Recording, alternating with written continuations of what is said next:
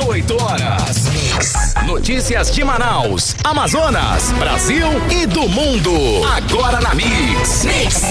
Agora 6 horas em Manaus. Boa noite para você que está ligado na 100,7. Você na sintonia certa e no melhor Mix do Brasil. Estamos juntos mais uma vez, começando mais uma edição do programa 18 horas. E também começando mais uma semana, hein? Hoje é segunda-feira, 7 de fevereiro de 2022.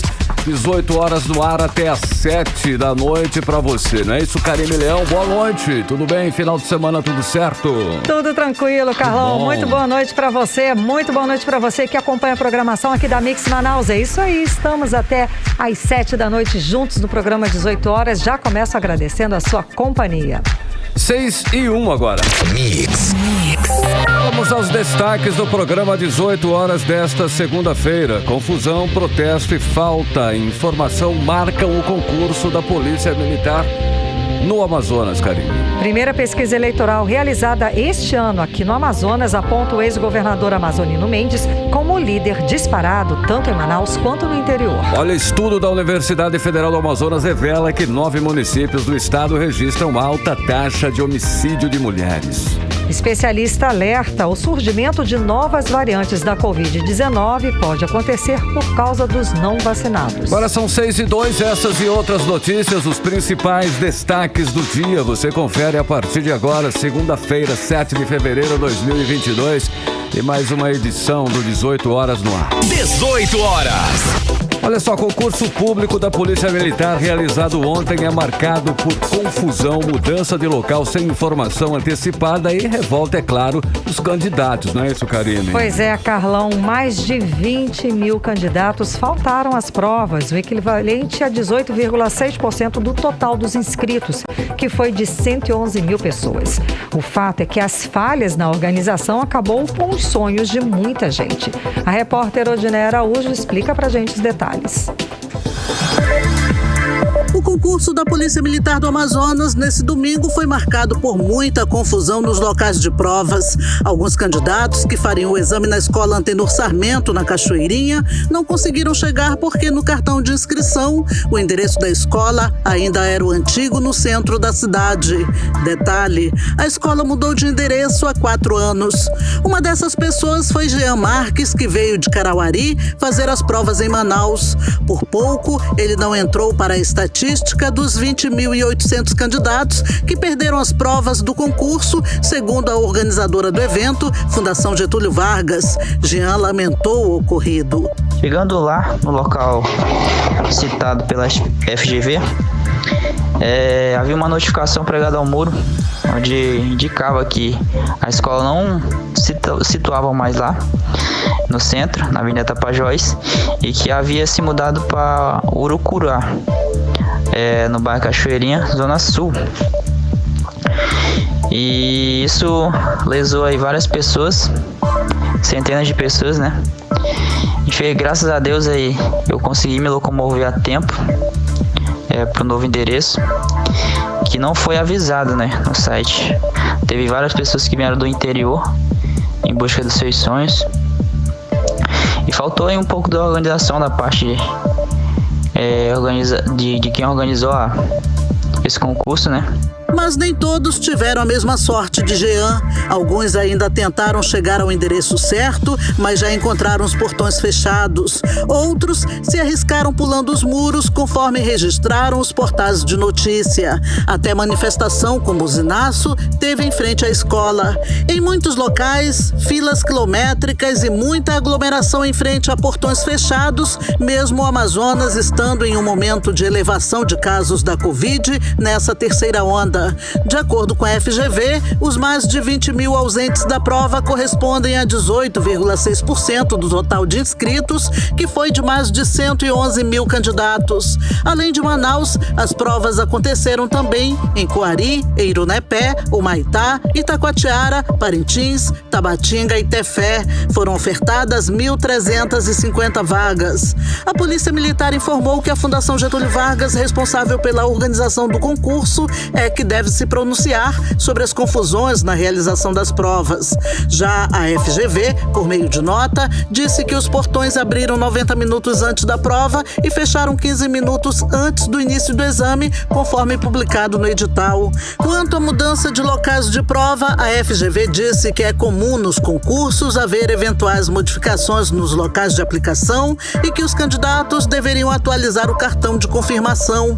Sobre endereços errados, ainda segundo a nota, os casos serão apurados e, se comprovada a divergência entre o endereço do cartão e o endereço do local da prova, e caso essa divergência tenha impossibilitado o inscrito de fazer o concurso, a FGV fará a devolução do valor da taxa de inscrição. Odneia Araújo para o 18 horas. Você está ouvindo 18 horas. E o Ministério Público do Amazonas não se pronunciou sobre ter recebido algum tipo de denúncia de candidato ou mesmo se pretende fiscalizar a aplicação das provas. A Karime, já a Defensoria Pública informou que os candidatos prejudicados e que não possam pagar advogados podem acionar a Defensoria, mas as ações devem correr de forma individual com cada candidato que, porventura, se sentiu lesado no processo.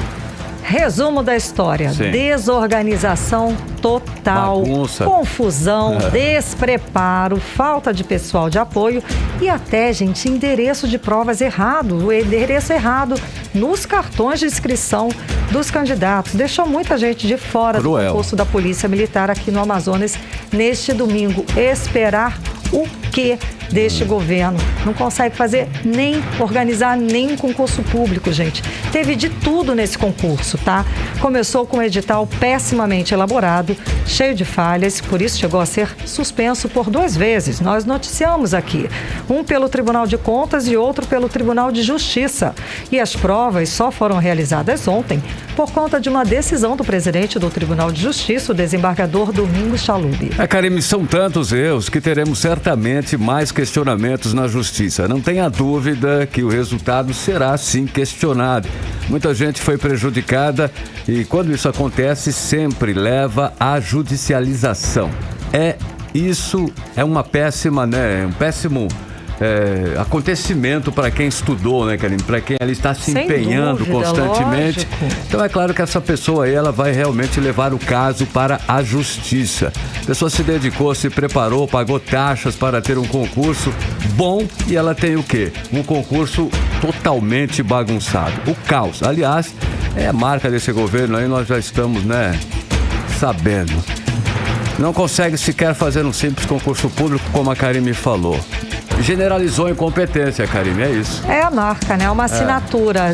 Esse concurso tem a assinatura desta gestão de Wilson Lima, sem dúvida alguma. Agora, a fundação que está responsável pela aplicação das provas disse que só vai devolver o dinheiro para quem não conseguiu chegar ao local das provas em tempo hábil, essa prova, esse endereço que foi alterado.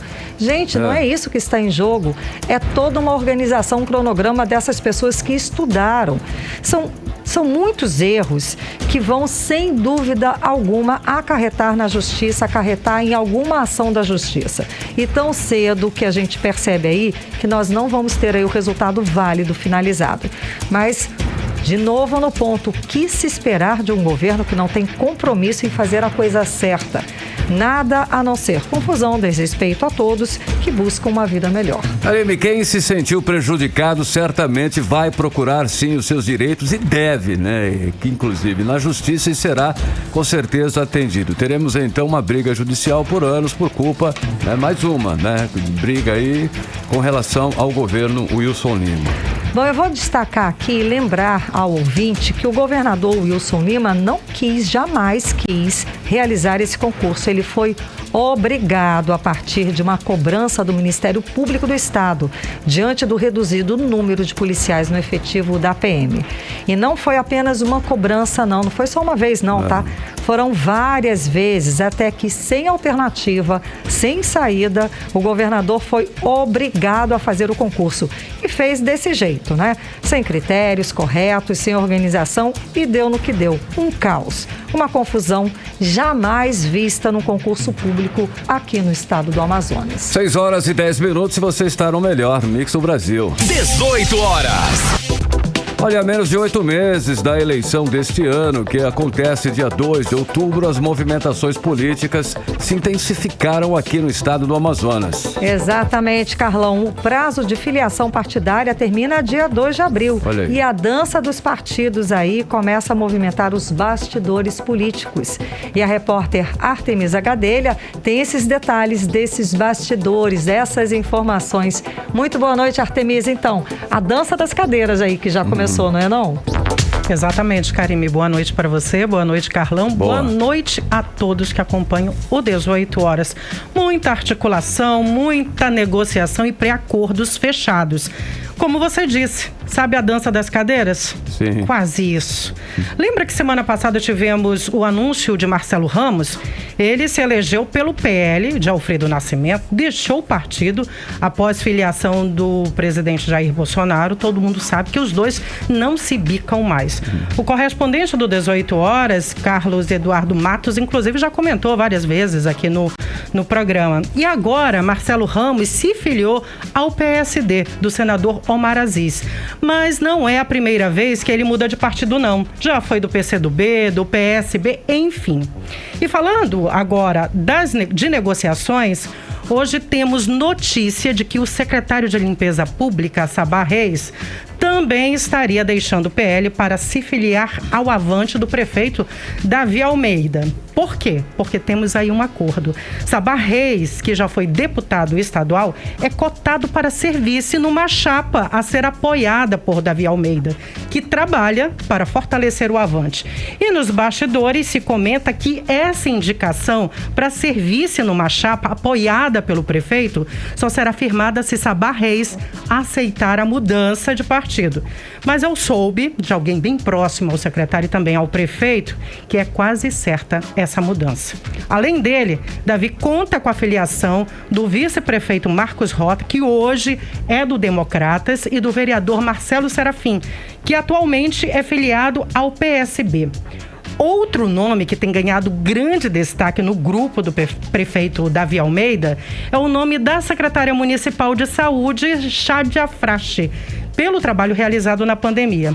Também é possível, né, o nome a ser indicado para a vice da chapa que o prefeito for apoiar. Então, o nome dela pode ser indicado, sim.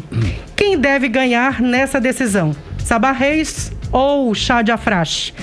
Para a Chádia, pesam as decisões do início da gestão dela. Lembram dos fura-filas? Pois é. Em relação ao Sabá Reis, pesam as decisões do filho dele, presidente da Câmara Municipal de Manaus, vereador Davi Reis. A imagem do filho está extremamente ligada a ele. Davi Reis, inclusive, continua defendendo o cotão. Ele afirma que foi o único presidente que teve coragem para enfrentar essa situação.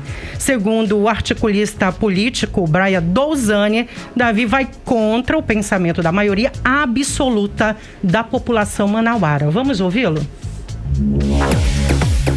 E a razão é absolutamente simples. A sociedade não vê o benefício disso. A sociedade não vê como que ela ganha com esse reajuste. Muito pelo contrário, todo mundo sabe que o cotão tá aí entre a verba que mais ajuda o vereador a se perpetuar no poder. É com essa verba que ele faz gasto com publicidade, por exemplo, que ele divulga a sua imagem, que ele faz panfleto com a sua imagem. Então, é uma verba muito mal vista pela sociedade. Ela não acha utilidade nenhuma.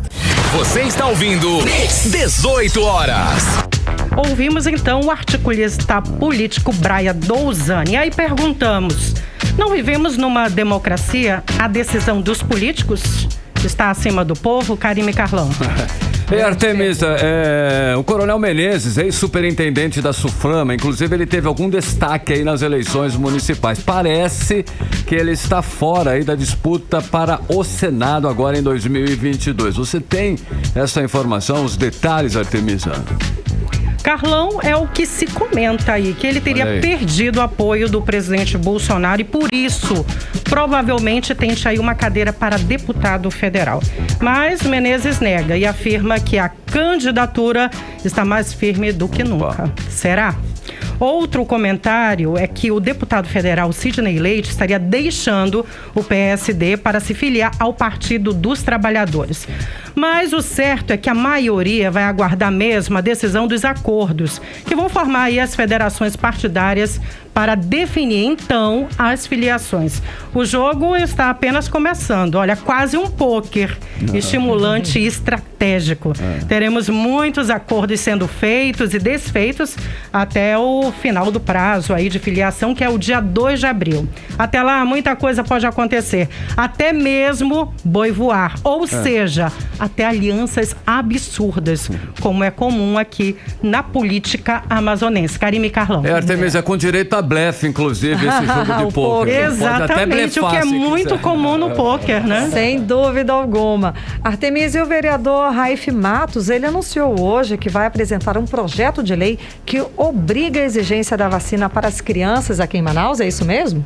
Exatamente, ele quer barrar exatamente para que as crianças não precisem, né, ter essa obrigatoriedade da vacina. Ele afirma que a obrigatoriedade da vacina em crianças é um ato tirano, antidemocrático e antirrepublicano. Vamos acompanhar o vídeo do vereador Raif Matos no plenário da Câmara Municipal de Manaus. Para que o Ministério Público do Estado do Amazonas torne sem efeito essa recomendação que vai causar segregação na nossa sociedade, vai criar bullying das crianças não vacinadas e vacinadas dentro da escola de Manaus, vai criar efeitos psicológicos e vai destruir as crianças, os adolescentes. Você está ouvindo 18 horas. Na verdade, na tua pergunta, Karime, ele quer não... barrar, exatamente, ou seja, não é ele que quer criar, né? Isso, exatamente. Exato. Olha, o Brasil, ele sempre teve um histórico de ampla cobertura, né, vacinal. Além disso, é de adesão da população. Mas agora, né, com a vacina contra a Covid-19 para crianças, a gente vem enfrentando aí essa barreira. Karime e Carlão. Muitíssimo obrigada pelas informações, Artemisia Gadelha. Até daqui a pouco. Até mais. 6h17, você no melhor Mix do Brasil. 18 horas. E nesse domingo, foram divulgados novos números da primeira pesquisa eleitoral realizada este ano aqui no Amazonas. O ex-governador amazonino Mendes é o líder disparado, tanto em Manaus quanto no interior. Na capital, Manaus, amazonino tem 43% das intenções de voto, contra 12,9% de Eduardo Braga e 11,7% de Wilson Lima. Olha, Karime, no interior, hein? No interior a situação não é diferente. Amazonino Mendes também lidera com 31,3%, seguindo de Eduardo Braga com 28,3% e Wilson Lima lá em terceiro lugar com apenas 19,2%. E no eventual segundo turno aqui em Manaus, amazonino venceria as eleições com 55,2% contra 22,7% de Eduardo Braga. E se a disputa fosse com Wilson Lima, a vantagem de amazonino seria ainda maior, 59% para amazonino contra apenas 16,1% de Wilson Lima. Olha, os números são do Instituto Diário de Pesquisa e foram divulgados neste fim de semana pelo Jornal Diário do Amazonas. A pesquisa foi realizada no período de 20 a 28 de janeiro, ouviu 1.800 eleitores da capital e também do interior e está registrada no Tribunal Regional Eleitoral com o código AM 03979/2022. Os números completos da pesquisa estão publicados no site d24horas.am.com.br. Agora são 6h19 em Manaus. Você está ouvindo 18 horas. Vamos então agora chamar o correspondente do programa 18 horas, o jornalista Carlos Eduardo Matos, direto de Brasília. Muito boa noite, Carlos Eduardo Matos. Então, os partidos políticos, mesmo nadando aí todo mundo em dinheiro, com muito dinheiro por conta do fundão eleitoral, devem 84 milhões de reais aos cofres públicos. Explica pra gente como é que essa matemática pode acontecer. Boa noite, Carlos Eduardo. Boa noite, Karime. Boa noite, Carlão. Boa noite a todos. Olha, antes de falar desse assunto, Karime, deixa eu só complementar uma informaçãozinha da minha querida Artemisia Gadelha. Claro. Eu acabei de receber uma informação da assessoria de imprensa, agora, nesse minuto. O convite, o deputado Marcelo Ramos convida para a cerimônia de filiação ao PSD, que acontecerá na Câmara dos Deputados, na liderança do partido, quarta-feira, 9/2, às 10 horas. No caso, depois de amanhã, né? Quarta-feira, né? Dada a informação complementar, minha querida Artemisa. Karime, agora é o seguinte, vamos falar sobre essa situação, né? Absurda até, né? Atualmente, respondendo sua pergunta, o PT, o Partido dos Trabalhadores, é o campeão em dívidas, de acordo com o levantamento feito pelo jornal Estado de São Paulo, divulgado hoje. O partido deve mais de 23.600.000 reais. Referentes a multas da Justiça Eleitoral, impostos em atraso e não recolhimento de direitos trabalhistas como FGTS e INSS. Em segundo lugar é o Democratas, que a partir de amanhã deve se juntar oficialmente ao PSL para se tornar a União Brasil, partido que vai valer nessas eleições 900 milhões de reais por causa do fundo eleitoral. O DEM está devendo 6.500.000 reais, também em dívidas previdenciárias, impostos estaduais e federais, multas da Justiça Federal e não recolhimento do FGTS.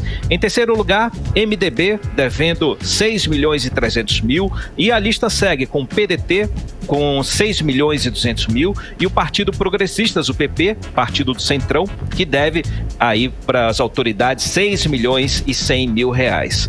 Ao todo, Karime e Carlão, 31 dos 33 partidos que existem hoje no Brasil estão endividados, totalizando, como você que falou, Karime, 84.383.000 reais. 30 milhões em dívidas com FGTS, Previdência e 54 milhões com multas eleitorais das eleições anteriores. Só quem está no azul é o Partido Novo e o Partido União Popular, que é uma sigla da esquerda que foi criada em 2019.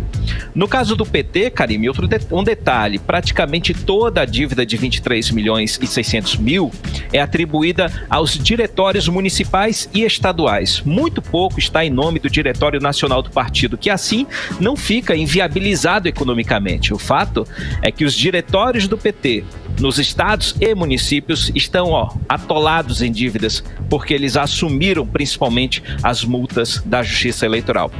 Outro detalhe, Karime, essa pendura, digamos assim, não vai poder ser paga com dinheiro do fundão, viu? Esse ano vai ser de 4.900 milhões de reais.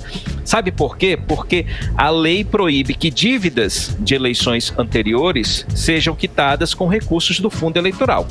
Para pagar, portanto, os partidos vão ter que recorrer a outros meios, como doações. Mas será que vão mesmo, Karime? Será que eles estão preocupados em pagar as dívidas trabalhistas? Eu volto com você, Karime Carlão. Boa pergunta, Cadu. Ei, Carlos Eduardo, olha só. Pergunta. Tudo bem. Olha essa peculiaridade que já está acontecendo nessas eleições agora de 2022. As pesquisas estão apontando aí que o eleitor tem mudado de lado. Olha só, vira casaca, digamos assim. Mas né, tem vários tipos de vira casaca no processo. Então é o seguinte, quem era um agora é outro e por aí vai, né? Então assim, quem está perdendo e quem está ganhando, né, com esse processo aí, com essa troca, digamos assim, né, que o eleitor vem exercendo aí agora nessa eleição? Ô Carlão, o Instituto Poder Data fez uma nova pesquisa, dessa vez verificando se os eleitores vão manter esse ano a preferência na pessoa ou no partido que votaram em 2018. Dá aí um reflexo aí desse processo aí de virar casaca, dessas trocas aí que a Artemisa falou que você está falando aí. O resultado é que se as eleições fossem hoje, o ex-presidente Lula conquistaria 20% dos votos dos eleitores que votaram em Bolsonaro em 2018. Ou seja, 1/5 dos eleitores que votaram em Bolsonaro na última eleição presidencial declararam hoje que pretendem mudar de voto, no caso, em Lula. E não é só o ex-presidente que está tirando votos de Bolsonaro não, Carlão. Sérgio Moro, do Podemos, conforme a pesquisa Poder Data, está tirando 10% dos votos do presidente Jair Bolsonaro. Essa pesquisa foi feita entre os dias 31 e 1º de fevereiro, por telefone, com 3.000 pessoas. Falando em eleições, Carlão, hoje teve torta de climão entre o presidente Bolsonaro e o ministro do STF, Alexandre de Moraes, que resolveu sair do STF e ir ali no Palácio do Planalto encarar a fera e entregar pessoalmente o convite para a posse do novo presidente do TSE, que vai ser o ministro Edson Fachin, que participou desse encontro. E que bom que Fachin foi, viu, Carlão? Porque foi ele quem conduziu toda a conversa com o presidente Jair Bolsonaro. Alexandre de Moraes entrou mudo na reunião no Palácio do Planalto e saiu calado. Situação difícil, né? Fachin vai ser presidente do TSE e Moraes vai ser o vice. Por isso que eles foram lá juntos. Em setembro, Alexandre de Moraes é que vai ser o presidente do TSE. Outro assunto que também repercute nas eleições é a reforma ministerial, que a gente falou aqui semana passada no 18 horas, Carlão. 11 ministros do governo Bolsonaro vão deixar seus cargos para disputar eleições. Pois bem, esse número pode aumentar para 13, porque o ministro da Saúde, Marcelo Queiroga, decidiu que quer sair para ser candidato. E o ministro da Defesa, o general Braga Neto, que agora é cotado para ser vice na chapa de Bolsonaro, realmente ele quer, de fato, assumir uma postura política. Ele quer entrar na política, de fato.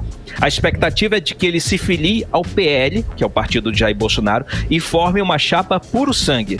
Mas isso, por enquanto, é notícia de bastidor, viu?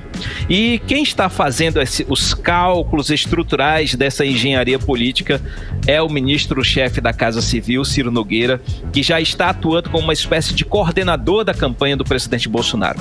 No lugar dos ministros, ele pretende colocar senadores, mas aí ele vai precisar avaliar quem são os suplentes de cada senador que ele quer escalar para os ministérios. Tem que ser pessoas leais ao presidente Bolsonaro, para evitar que o governo, lá no Senado, perca nas votações, né? E para finalizar, Carlão e Karime, nessa parte, o Senado Federal deve tornar sem efeito a resolução do TSE que obriga todos os estados a realizarem a votação seguindo o horário de Brasília. A gente também falou sobre esse assunto. A eleição está marcada para das 8 da manhã às 5 da tarde, horário de Brasília. E essa medida prejudica os estados, principalmente da região norte, né? Que tem uma ou até 2 horas de fuso horário. É o caso do Acre. A eleição lá, se essa lei valer, essa resolução do TSE valer, vai ocorrer das 6 da manhã às 3 da tarde. Aí o senador Sérgio Petecão, do estado do Acre, apresentou um projeto de decreto legislativo para tentar suspender essa determinação do TSE. Essa proposta vai ser analisada pelas comissões e em breve vai ser analisada pelo plenário do Senado. Carlão e Karime. Ok. Cadu, então, para finalizar, a gente sabe que muita gente recebeu indevidamente o auxílio emergencial do governo federal. A gente sabe o valor desse montante que foi pago irregularmente, indevidamente, digamos assim?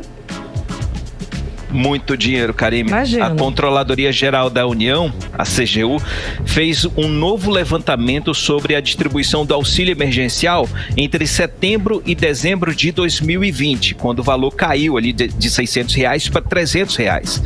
O órgão concluiu que 1.820.000 pessoas receberam indevidamente o auxílio emergencial. A essas pessoas, o governo federal repassou 809 milhões de reais. Nessa investigação, o que chamou a atenção foi o seguinte: 15 mil pessoas receberam auxílio emergencial no lugar de pessoas que morreram. 16 mil pessoas que moram no exterior receberam auxílio emergencial. 442 mil pessoas que já recebiam Bolsa Família também receberam auxílio emergencial. Lembrando que o auxílio era só para quem não tinha o Bolsa Família. E outras 240 mil pessoas não precisavam de auxílio porque tinham a renda familiar acima do permitido. Ou seja, tirou a vaga de alguém. Exato. Desse valor... Várias pessoas, vários alguém. Muitos alguém ficaram sem receber o benefício. E gente que não precisava, né? Comprou... Bom, vamos lá. Exatamente. E desse valor, Carlão, de 809 milhões de reais, o governo federal só recuperou até agora 44 milhões. ainda restam 764 milhões a serem recuperados. É importante destacar o seguinte, Karime e Carlão, na época do auxílio emergencial, o governo abriu caixa e fez uma distribuição de renda desordenada, até de uma forma desordenada, sem ter uma fiscalização eficiente. A gente lembra que por causa da urgência da pandemia, do lockdown, o governo teve que abrir o caixa mesmo, teve que fazer lá, aquela coisa, teve que abrir o dinheiro e deixar as pessoas se manterem, né? E agora, acontece que agora o governo está rastreando o que foi passado indevidamente, em razão dessas falhas de filtro, né? E quem foi identificado, quem recebeu a mensagem de SMS do Ministério da Cidadania, tem que tratar de resolver, viu? Quem recebeu o auxílio emergencial nesse período, de setembro a dezembro de 2020, vai lá no site do governo, www.gov.br/devolução AE, que é de auxílio emergencial, ou seja, Devolucal, que não tem o cedilha nem o tio no A, Devolucal AE. Vai lá nesse site. Se o seu nome aparecer como devedor, corre, imprime a guia de recolhimento, já tem lá o formulário para você baixar, imprime, faz o pagamento para evitar que o seu nome seja incluído na dívida ativa da União, que aí é problema. Volto com vocês, Karime e Carlão. Muitíssimo obrigada pelas informações. Só um parêntese aí, né? Muita gente se considerando esperta, reclama dos políticos, reclama da corrupção no país e vai e comete uma irregularidade dessas, não é? Muito obrigada. É muito fácil cobrar dos nossos governantes, né, Karime? Mas a gente não faz o nosso dever de casa. Exatamente. Muito obrigada pelas informações, Carlos Eduardo, direto de Brasília. Boa noite, bom trabalho. Valeu, gente. Um abraço. Até amanhã. Tchau, tchau. Tchau. Até amanhã. 6h31, você no melhor Mix do Brasil. 18 horas. E a partir de hoje, os estudantes da Rede Municipal de Ensino devem estar atentos ao início das aulas remotas, transmitidas pelo YouTube e canais da TV aberta. Karime, com a terceira onda aí da pandemia, ainda assustando, claro, os manauaras, os alunos da Rede Municipal terão uma semana de aula remota ainda e as atividades presenciais estão previstas para começar ainda no dia 14 deste mês, como explica a repórter Nathalie Moraes. As aulas da Rede Municipal de Ensino iniciaram nesta segunda-feira em formato virtual em Manaus. Segundo a CEMED, Secretaria Municipal de Educação, a previsão é que no dia 14 os alunos voltem de forma presencial para as salas de aula. Segundo o secretário municipal de Educação, Paulderney Avelino, o aumento de casos de Covid-19 na capital no último mês levou a prefeitura a optar pelas aulas remotas. Mas nós entendemos também que nada substitui o ensino presencial, as aulas presenciais. E no dia 14 de fevereiro, já com grande parte dos nossos alunos vacinados, de 5 a 11 anos, já que de 12 em diante já estão vacinados, nós iniciaremos com as aulas presenciais. Todos os conteúdos foram elaborados de acordo com o currículo escolar municipal, com base nacional comum curricular. Tudo foi desenvolvido pela equipe de educadores da CEMED, que fazem parte do Centro de Mídias e Tecnologias Educacionais. As gravações das aulas estão sendo transmitidas em parceria com a SEDUC, Secretaria de Estado de Educação e Qualidade do Ensino, pela TV aberta no canal 20.3 para as modalidades de educação infantil e ensino fundamental do 1º ao 5º ano, e no canal 20.3 para o ensino fundamental 2 do 6º ao 9º ano, e o EJA Educação de Jovens e Adultos pelo YouTube, como explica a diretora do Centro de Mídias, Mônica Nóbrega. Vamos atender esse ano de forma diferenciada. A CEMED hoje, com o Centro de Mídias, consegue atender da educação infantil à EJA. Então, trabalharemos com a educação infantil, 1º ao 5º ano, 6º ao 9º e o primeiro segmento da EJA. E o nosso diferencial esse ano, a partir do dia 22, teremos a Hora da Creche, que são orientações, como se fossem aulas para os pais, vamos dizer assim, orientações para os pais de como desenvolver, estimular a criança em casa e fazer um trabalho, né, de educação para essa criança que seria desenvolvido pela creche. Apesar de termos só uma semana de aula remota, nós vamos trabalhar ainda dando continuidade a esse processo durante o ano todo, porque nós entendemos a importância de termos essas aulas veiculadas. Os alunos devem ser acompanhados pelo professor da turma por meio de grupos de conversas de aplicativos. Além disso, para os estudantes que não têm acesso a nenhum tipo de mídia, a escola está disponibilizando apostilas. As escolas entrarão em contato com os pais ou responsáveis por telefone. Caso a escola não entre em contato, os pais devem ir até a unidade de ensino para informar o contato atualizado. Nathalie Moraes para o 18 horas. Você está ouvindo 18 horas. Agora 6 horas e 35 minutos, você no melhor Mix do Brasil, juntos até as 7 da noite com a notícia, com a informação, com os destaques do dia. Mais uma edição do programa 18 horas. E ainda hoje, especialista alerta: o surgimento de novas variantes da Covid-19 pode acontecer por causa dos não vacinados, hein? É nosso assunto em instantes daqui a pouco. 18 horas. Agora nós vamos conferir o tempo e a temperatura para hoje à noite. Hoje é segunda-feira, começando a semana com chuva à noite. Tempo e temperatura com Karime Leão. Previsão do tempo. Carlão, a previsão é de chuva a qualquer hora e períodos de nublado, segundo informações do Climatempo, tá? As chances de chuva são de 83%. A mínima prevista é de 24 graus, a máxima não deve passar dos 29 graus. A umidade relativa do ar fica entre 66% e 93%.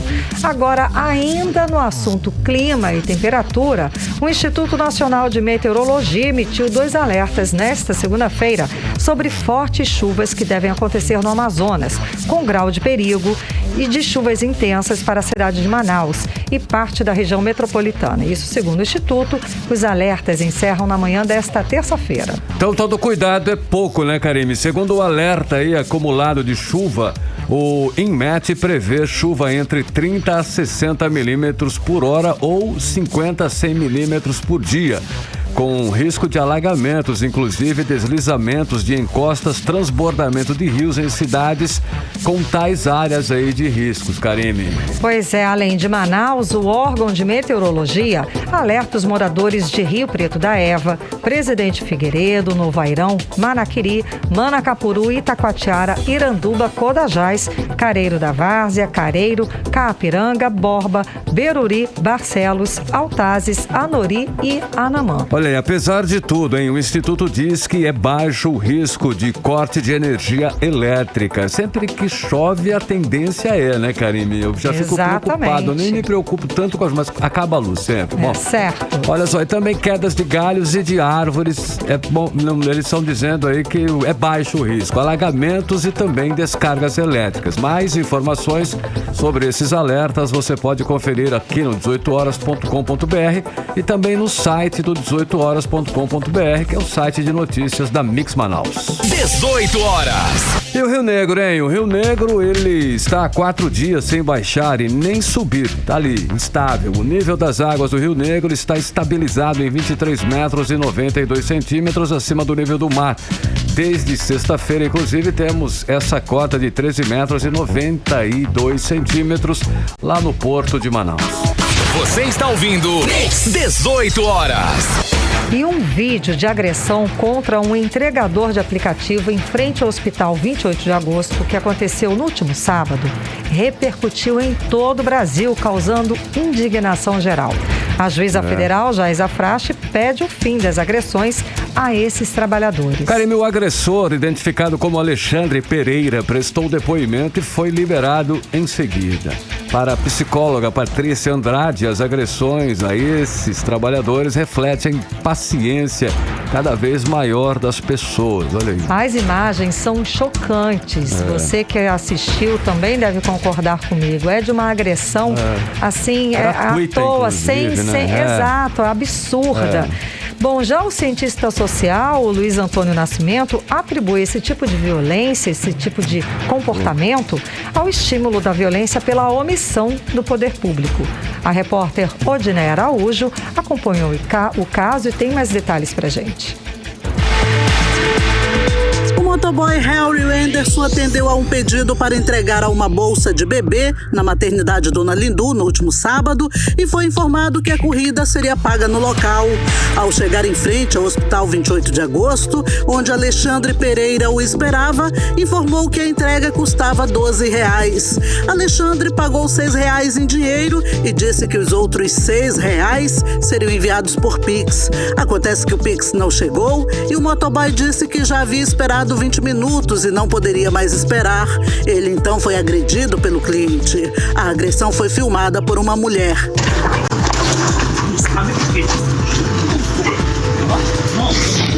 Ei, moço, deixa ele tá fazendo o trabalho dele, não faz isso não. Eu sei. Poxa, ele tá só fazendo o trabalho dele. Eu acredito porque eu tô querendo receber e ele não me paga.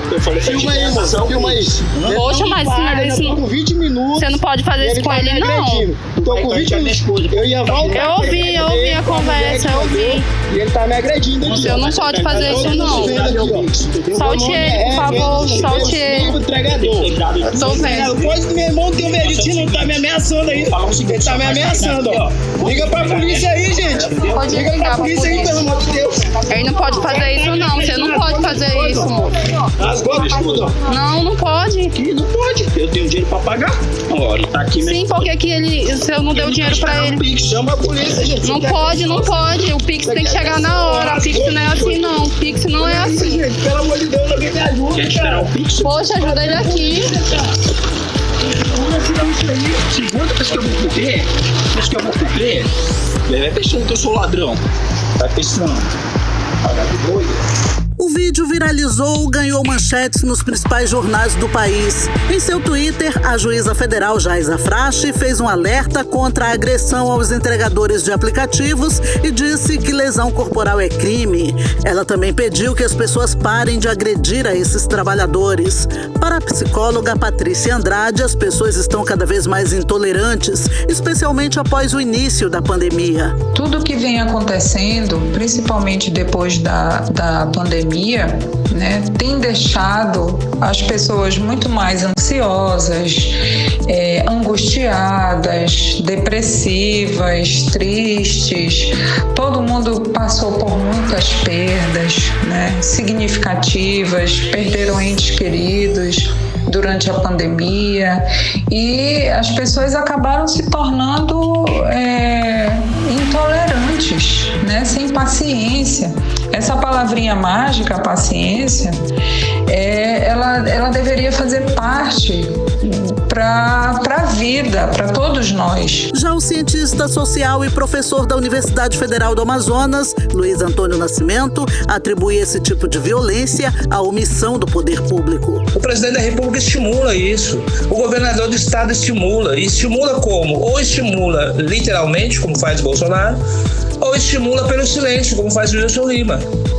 Como que uma violência dessa, o governador do estado não veio a público repudiar e exigir do aparelho de estado, da Polícia Civil e Polícia Militar, a imediata aprovação desse crime? Quando o governador não faz isso, ele está estimulando que outros o façam. Alexandre Pereira prestou depoimentos sobre a agressão ao motoboy hoje de manhã no 6º Distrito de Polícia, assinou um termo de ocorrência e foi liberado. Odneia Araújo para o 18 horas. Você está ouvindo 18 horas. Foi liberado, Karime. Pois Chegou lá e tal, pagou alguma coisa e nada foi aconteceu. Embora. Agora, paciência, essas coisas aí, tudo bem, todos nós temos que ter. Agora, será assim? São vários fatores, né, Karime, que levam a isso. Mas eu acho que ali teve uma estupidez ali exagerada. Somada, ali, né? Foi uma agressão gratuita. Foi de uma agressividade gratuita. Se a gente está percebendo, estamos todos, né? Ninguém está assim no seu normal nesse período de pandemia. Ok, vamos procurar ajuda. Vamos procurar a ajuda de um profissional para ver o que está acontecendo com a gente. Vamos olhar no espelho e enxergar. Estou muito nervoso, não estou tolerando nada. Vamos procurar ajuda. Agora, descontar isso nas pessoas, principalmente na pessoa que está trabalhando, né? Na pessoa, o entregador por aplicativo, que aí pode se configurar numa questão estrutural, num racismo estrutural, uma violência estrutural, porque ele não vai fazer isso com alguma autoridade que ele considere mais alta que ele, ou alguém que tem um maior poder que ele. Duvido que ele vai enfrentar ou vai tratar com essa agressividade alguém que ele considere mais forte, mais poderoso que com ele. Ok, estamos abalados emocionalmente, mas o moço aí parece que não é burro, pelo menos, né? Ele deve ter assinado e ter feito tudo conforme o figurino na delegacia de polícia. Tenho certeza que ele não desacatou nenhum policial ali. Ou seja, é sim a garantia, a certeza da impunidade. É por isso que tipos de violência assim continuam acontecendo. 6h44, você no melhor mix do Brasil. 18 horas. O surgimento de novas cepas, de novas variantes da Covid-19 pode acontecer por conta aí dos não vacinados, Karine. E o alerta, Carlão, é do virologista e vice-diretor de pesquisa da Fiocruz Amazônia, Felipe Naveca. Os detalhes a gente confere agora na reportagem de Nathalie Moraes. Pessoas não vacinadas fazem mais do que simplesmente arriscar a sua própria vida. Elas também são risco para todos se forem infectados com a Covid-19. Isso porque a única fonte de novas variantes do coronavírus é o corpo de uma pessoa infectada. Segundo o virologista e vice-diretor de pesquisa da Fiocruz Amazônia, Felipe Naveca, pessoas que não se vacinam contra a Covid-19 contribuem para o surgimento de variantes. Afinal, o vírus continua a se propagar. Enquanto tiver pessoas sendo infectadas, o vírus continua circulando, e enquanto ele continua circulando, ele continua sofrendo mutações. Até onde a gente vai chegar nisso é difícil de prever, porque há tempo atrás, quando a gente teve o surgimento da Delta, a gente ouvia a mesma história de agora o vírus vai começar a diminuir os casos, etc, porque estava avançando a vacinação, e não foi o que a gente viu. O surgimento da Ômicron. Para o virologista, a hipótese mais provável para o surgimento da Ômicron é que tenha aparecido no continente africano, em países com baixa cobertura vacinal e que são afetados pelos altos índices de HIV, vírus causador da AIDS, que ataca o sistema imunológico. A hipótese mais provável para o surgimento da Ômicron é que ela tenha surgido no continente africano, em países com baixa cobertura vacinal, e aí você mistura um outro complicador, principalmente no continente africano, que é um grande número de pessoas vivendo com HIV. Então, a hipótese, uma das hipóteses, e a hipótese mais provável para o surgimento da Ômicron, é que ela tenha, o vírus ficou muito tempo infectando uma mesma pessoa, né, uma pessoa com uma imunidade baixa, provavelmente por ser portador de HIV, e o vírus foi sofrendo várias mutações dentro dessa pessoa, até que ele acumulou uma série de mutações que foram benéficas para ele, e aí ajudou o vírus a se espalhar mais. Naveca critica a distribuição desigual de vacinas entre os países e alerta que os vácuos de imunização permitem a evolução do vírus. A gente tem aí uma outra situação, que é a questão da iniquidade na divisão das vacinas, né? A gente está vendo, se essa hipótese realmente se comprovar, e tudo leva a crer que sim, o que a gente está vendo é que a gente precisa ter uma distribuição mais igualitária das vacinas para que a gente não continue tendo bolsões onde o vírus vai continuar evoluindo e a gente não sabe onde isso vai parar. A pior situação que a gente poderia viver hoje era ter uma variante que conseguisse escapar das vacinas, no sentido de aumentar o número de casos graves, né? Que é o contrário que a gente está vendo hoje. A gente está vendo uma variante que consegue escapar bem da imunidade, mas não causar doença grave na maioria dos casos. Mas a gente não pode descartar que uma situação de total escape vacinal e causar doença grave possa ocorrer se o vírus continuar evoluindo desse jeito. Com a chegada da variante Ômicron, o Amazonas já superou a marca de 14 mil mortes por Covid-19. Só nos centros de testagem montados pela Secretaria Municipal de Saúde, nos últimos 15 dias, foram registrados 10.058 pessoas que testaram positivo, segundo um levantamento da Fundação de Vigilância em Saúde. E agora agora, com o fechamento dos 2 centros de testagem, a orientação para pessoas com sintomas gripais mais frequentes, como coriza, tosse e dor de cabeça, é procurar assistência em uma unidade básica de saúde mais próxima de sua casa. Nos SPAs e UPAs, o atendimento é voltado para pacientes com sintomas mais graves, como dificuldade para respirar e febre alta. E para quem pretende se imunizar, 56 pontos estarão disponíveis até a próxima sexta-feira. Nesses locais, são ofertadas primeira, segunda, terceira e quarta dose da vacina, além da vacinação infantil. Os endereços de todos os pontos com informações sobre critérios, documentação necessária e imunizantes podem ser consultados no site da Censa. Nathalie Moraes para o 18 horas. Você está ouvindo 18 horas. E a Fundação Oswaldo Cruz identificou os primeiros casos da subvariante BA2 da Omicron. São 2 casos no estado de São Paulo, 2 no Rio de Janeiro e 1 em Santa Catarina, totalizando 5 registros no país. Em nota, o Ministério da Saúde diz que até o momento a pasta foi notificada desses 5 casos. Ainda de acordo com o Ministério da Saúde, ele esclarece que a sublinhagem da Omicron não tem impacto do diagnóstico laboratorial e eficácia das vacinas.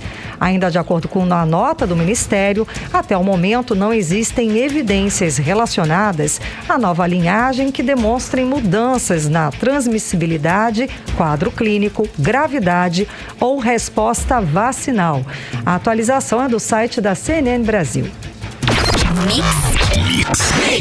Olha, um relatório da Polícia Federal aponta que mega traficantes realizavam a lavagem de dinheiro em garimpos ilegais na Amazônia e também em criptomoedas. E o esquema pode ter movimentado mais de 4 bilhões de reais. O repórter Hector Silva traz mais detalhes.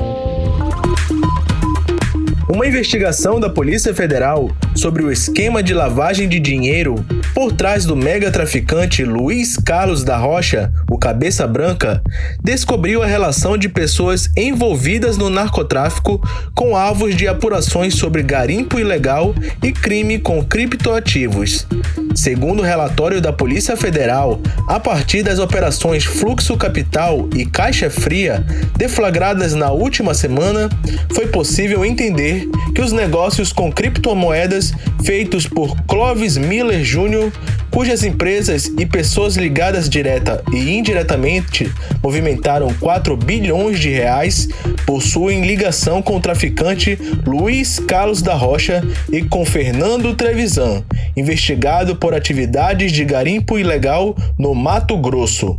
Clovis Miller Jr., que é o operador desse esquema bilionário segundo a Polícia Federal, está foragido.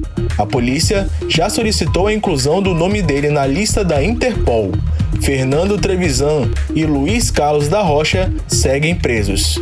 Hector Silva para o 18 horas. Você está ouvindo 18 horas. Em instantes, aqui no 18 horas, estudo da Universidade Federal do Amazonas revela que 9 municípios do estado registraram alta taxa de homicídios de mulheres. É o nosso assunto daqui a pouco. Mix. Bom, agora nós vamos conferir a previsão do tempo em tempo e temperatura para amanhã, né? Agora é para amanhã. Amanhã é terça-feira. Tempo e temperatura com Karime Leão. Mix. Previsão do tempo. Segundo informações do Climatempo, a previsão amanhã é de sol com algumas nuvens durante o dia, período de nublado com chuva a qualquer hora. A mínima prevista é de 23 graus, a máxima já pode chegar até os 30 graus. As chances de chuva são de 90% e a umidade relativa do ar fica entre 67% e 94%. Olha, novos números oficiais mostram a explosão da violência do Amazonas em 2021. O Amazonas foi o estado da região norte com a maior, Karime Leão, taxa de homicídio doloso no ano de 2021. Exato, Carlão. E os dados são oficiais, tá? Do Sistema Nacional de Informações de Segurança Pública, do Ministério da Justiça e Segurança Pública. A jornalista Artemisa Gadelha tem mais informações a respeito dessas terríveis estatísticas sobre violência aqui no Amazonas. Boa noite, Artemisa. Boa noite, Karime. Não gostaríamos de dar esse tipo de notícia, né? Mas estamos vivendo tempos difíceis na segurança. Várias vezes já falamos que o Amazonas está numa crise, numa explosão de violência. Só para você ter uma ideia, ano passado, em 2021, como você disse, olha, foram 1.047 homicídios de janeiro a setembro, dados do Sistema Nacional de Informações de Segurança Pública, do Ministério da Justiça e também da Segurança Pública Nacional. O Amazonas foi o estado da região norte com a maior taxa de homicídio doloso, quando há intenção de matar. Também no ano de 2021, com quase 25 vítimas a cada 100 mil habitantes. Considerando todos os estados da região, foram 3.766 vítimas. Aqui, 1.047 homicídios, como eu disse. Quase um terço só aqui no Amazonas. O levantamento mostra ainda que a maior parte das mortes foi de homens, 963 contra 83 mulheres e uma pessoa de sexo não identificado. E segundo a Secretaria de Segurança Pública do Amazonas, só em janeiro deste ano já foram contabilizados 74 homicídios em Manaus e 29 no interior. Se a gente fizer um comparativo, em janeiro de 2021 foram 51 vítimas desse crime na capital e 29 nos demais municípios. 23 a mais na capital esse ano. Em relação ao interior, o número permanece o mesmo do ano passado. Para combater a criminalidade, é preciso mais do que placas espalhadas pela cidade, né, Karime, Carlão? Sim. Pelo governo Wilson Lima. É preciso investimento em inteligência, em tecnologia, principalmente. E é preciso que o efetivo da polícia esteja nas ruas, em todas as zonas de Manaus, em todos os municípios do Amazonas. Porque senão, esses números só tendem aí a aumentar. E quem sofre é a população. Karime, Carlão. Ok. Como sempre, muitíssimo obrigada pelas informações. Agora em Manaus, 6 horas e 56 minutos. 18 horas. Bom, reflexo dessa falta de segurança, tá? Um estudo da Universidade Federal do Amazonas revela que 9 municípios do estado registraram alta taxa de homicídios de mulheres. O repórter Hector Silva tem mais detalhes. Vamos conferir. Manaus, Coari, Eirunepé, Boca do Acre, Iranduba, Borba, Fonte Boa, Novo Aripuanã e Tapauá. Esses são os municípios que apresentam maior taxa de crescimento de homicídio de mulheres entre 2000 e 2019. A informação é apontada por um estudo do Atlas ODS Amazonas, projeto ligado à UFAM, Universidade Federal do Amazonas. Coordenador técnico do projeto, o professor Danilo Eagle explica como a pesquisa foi fundamentada. Os dados de notificação de violência contra as mulheres, eles são bastante difíceis de você captar, né? O que a nossa pesquisa fez foi fazer um levantamento que é considerado um pouco mais abrangente, pois nós pesquisamos os homicídios de mulheres. Homicídios de mulheres tem uma diferença com relação a feminicídio, quando a mulher acaba morrendo por a condição de ser mulher. Um marido que, por não conseguir voltar no relacionamento, agride e acaba vitimando a sua esposa ou namorada. No caso dos homicídios, nós englobamos todos os casos onde mulheres são vitimadas. Então, esse levantamento mostrou que os municípios do Amazonas possuem crescimento, no caso, em 9 deles. Pesquisadora e coordenadora do Programa de Antropologia da UFAM, Flávia Mello, destaca que os dados sobre os homicídios de mulheres são difíceis de serem analisados por muitas das vezes terem dados sobre autores omitidos e também por conta da estrutura precária da segurança pública, principalmente no interior do Amazonas. Nós não temos informações suficientes que nos deem conta das dinâmicas particulares dos feminicídios e dos homicídios de mulheres, principalmente no interior do Amazonas, né? E aí eu informava 2 razões para isso. Uma é a ausência de perícia técnica, né, e de unidades do Instituto Médico Legal. Então, o Instituto Médico Legal e a perícia técnica, ela está centralizada na cidade de Manaus e ela só é deslocada para as outras cidades em circunstâncias muito particulares, né, ou muito graves, enfim.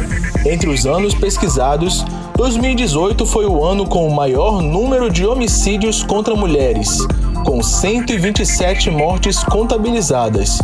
Danilo Eagle destaca também que o Amazonas é o terceiro estado da Amazônia que mais mata mulheres. É importante também ressaltar que o Amazonas e outros 4 estados da Amazônia Ocidental estão incluídos entre os primeiros do Brasil. Roraima é o primeiro, tem o Acre e o Pará logo depois do Amazonas. Hector Silva para o 18 horas. Você está ouvindo 18 horas. Muito bem, agora nós vamos atualizar os números da Covid-19 aqui no estado do Amazonas com Karime Leão. E o Amazonas registrou nesta segunda-feira mais 738 novos casos de Covid-19, totalizando agora para 549.076 os casos da doença no estado desde o início da pandemia. Foram confirmadas também 13 mortes, sendo que 9 ocorridas no domingo e 4 em dias anteriores. Agora, o total de mortes por Covid-19 é de 14.024 desde o início da pandemia. Agora, em Manaus, 6 horas e 59 minutos. Seguimos direto para o Editorial 18 horas. Editorial 18 horas. Pesquisa divulgada nesse final de semana pelo Grupo Diário de Comunicação deixa claro que a estratégia do governo Wilson Lima para tentar a reeleição não está dando certo. Depois de implementar uma série de ações e programas meramente eleitoreiros, Wilson Lima continua com baixíssimo índice de popularidade e de intenções de voto. É a resposta direta do amazonense a uma administração marcada por escândalos, denúncias de corrupção e um governador réu num processo criminal em que é acusado por chefiar uma organização criminosa que desviou recursos da saúde. O amazonense se sente traído por quem prometeu ser o novo e decepcionou. Prometeu mudar os rumos da política amazonense e colocou o Amazonas nas páginas policiais. Prometeu melhorar a segurança pública e hoje o que temos é o estado dominado pelas facções criminosas. Prometeu melhorar a saúde pública e não construiu um único hospital na capital ou no interior. Prometeu fazer do Amazonas um grande canteiro de obras e há poucos meses de deixar o governo não tem uma grande obra para mostrar, mesmo batendo recorde de administração. As pesquisas mostram, sobretudo, que o amazonense quer respirar novos rumos, quer dignidade, quer progresso, desenvolvimento, saúde e educação de qualidade, quer emprego e segurança para viver uma vida com tranquilidade. Tudo que foi negado pelo atual governo do estado. 18 horas. Agora são 7h01, Karime. Boa noite. Boa noite. Muito obrigada pela sua companhia. Um beijo e até amanhã. Continue bem, continue em 100,7. Até amanhã. Você ouviu 18 horas. As notícias do Brasil e do mundo. De volta amanhã.